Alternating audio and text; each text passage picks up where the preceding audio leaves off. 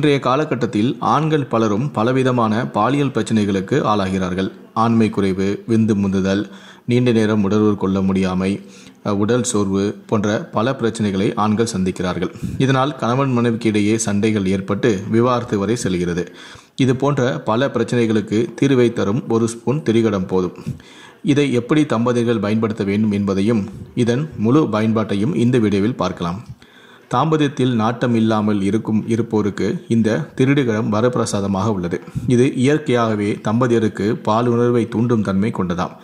அதனால் சிறப்பான உடலுறவு கொள்ள திரிகடகு பொடியை அன்றாடம் சாப்பிட்டு வாருங்கள்.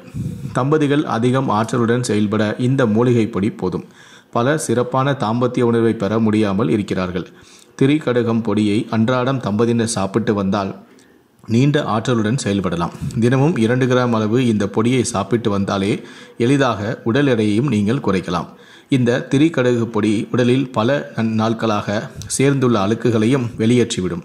யாருக்கெல்லாம் செரிமான கோளாறு, மலச்சிக்கல் இருக்கிறதோ அவர்கள் இதை தினமும் அரை ஸ்பூன் சாப்பிட்டு வந்தாலேயே இந்த பிரச்சனைகளுக்கு முற்றுப்புள்ளி தரும்.